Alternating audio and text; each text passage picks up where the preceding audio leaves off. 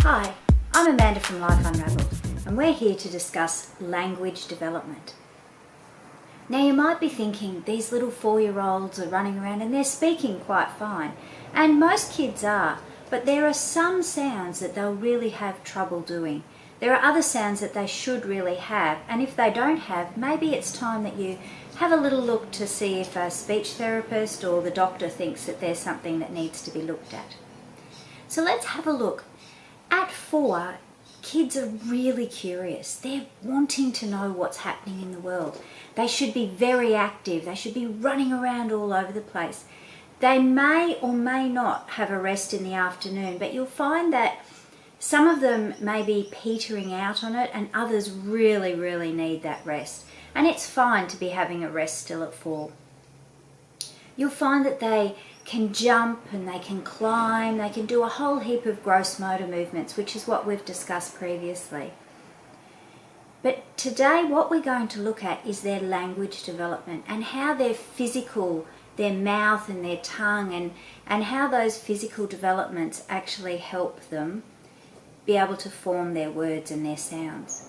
And does the language development affect their social understanding? Yes, it does. It's quite amazing how a lack of being able to speak clearly can impact their social skills. So let's get started and have a look at some of the language or some of the sounds that these kids should have. Now, just before we talk about the sounds that they should have, we have to remember what the sound is made up of. And the sound is made up of where the tongue is placed with relation to the teeth, the upper palate, which is up here, and the jaw, which is this part that moves, your lips, and actually your cheeks. So all of these aspects of your face and muscles in your face interact to be able to form the sounds that we have. Our lung capacity also affects how we can speak. So if you've got not a lot of breath or you're having trouble breathing, what you'll find is that the sounds that you can make are much quieter and sometimes you can't form them properly. So given that all of that is fine with your little one and they don't have any abnormalities in their lips or their tongue or their upper palate, what should they be able to say? They should be able to do p for pig, b for bread, g for goat, f for food, m for mum, n for north, t for truck, d for down, k for king, s for snake, y for yellow, h for house, sh for ship, ch for cheese, j for joker, z for zoo, l for loud, and v for victory. Now that's quite a lot, but what you should find is that your kids can actually do those things quite easily. Now, often when we speak ourselves, we've got sometimes we don't sound our sounds correctly. It's really important with our children that we don't say, no, you've got it wrong, but we say the sound correctly. So you'll find probably that your speech is getting much clearer so that they can have clearer speech. And that clearer speech makes a big impact on how they socialise with other children and other adults. So it's important to repeat back to them the correct sound. Now let's have a look at some sounds that they may have trouble forming, and these are okay. They are allowed to mix these up, and these are the sounds that they're learning in this next 12 months. Sometimes they might replace some sounds. For instance, st, sh might be replaced with a z sound. So instead of shop, it might be zop. A t might be replaced with a d. For instance, Terry might be Derry. So if those are the sounds that your child is having trouble with, the best thing that you can do is just repeat what they're saying, maybe make it a little bit different, but make sure that that word that they're having trouble with is correctly sounded, and then they'll repeat it back to you. Kids love repetition. It's not like putting them down or anything. All you're doing is helping them to be able to learn those sounds, and kids love learning. They love getting things right, and they love making you happy. So, for instance, if you're going, let's go down to the shop, or they're saying, zop, zop, then you can say, yes, shop, shop. And another thing you can do to help them with the sh sound, or any of the sounds, is do a repetition. So make a little fun game of it. Shh, shh, shh, shh, shh, shop. Let's go to the shop. And then they might start singing that or chanting that. For instance, the t, t, t, t, t. And maybe you need to say to them, can you put the tip of your tongue on the top of your mouth? And then they t, t, and they can start making that t sound.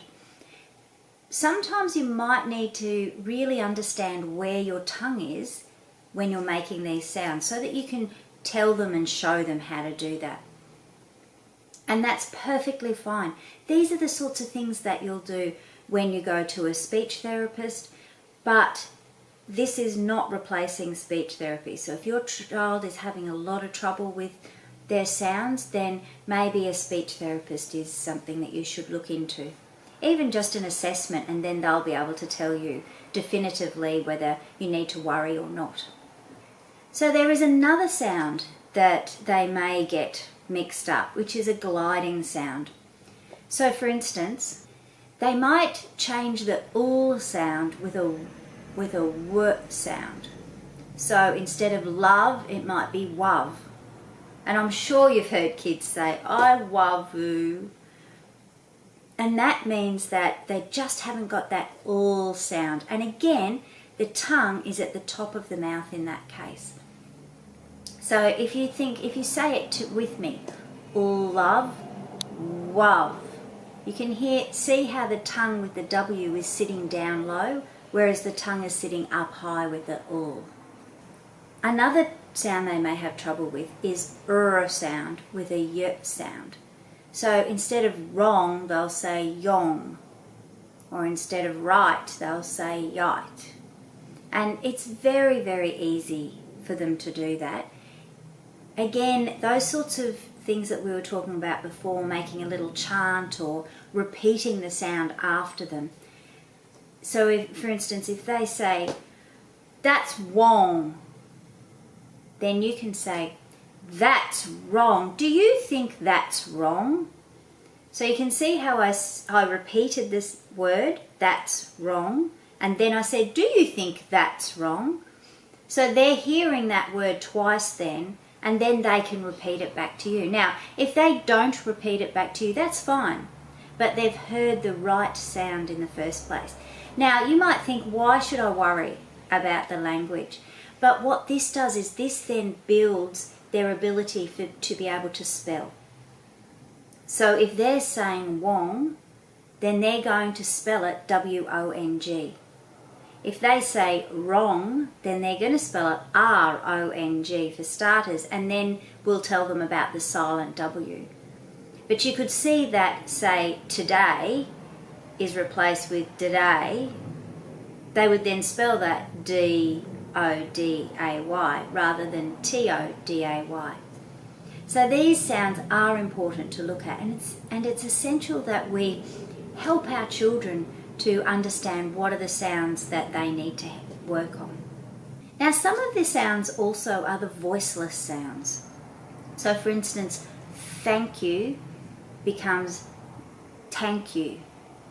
So it's replaced with a hard sound. Thank you becomes tank you. And that's really, really common that they do this. So again, just repeat that sound. The TH could also become like a V sound. So instead of thank you, it becomes vank you. Or instead of Thursday, it becomes Thursday. And I'm sure you might have heard those things happen. That's okay. They will mix up these sounds for the moment, but your job is to just repeat the sounds to them so that they can hear the correct sound, and then they will adjust their tongue and adjust their voice in the way so that they can make the sound correctly, because at the end of the day, they really want to be just like you. Thank you for listening to part 1 of Language Development. Look forward to seeing you. Remember, always do your best, keep your passion, joy and wonder, and enjoy your little ones. Thanks for watching. Look forward to seeing you in part 2. Bye.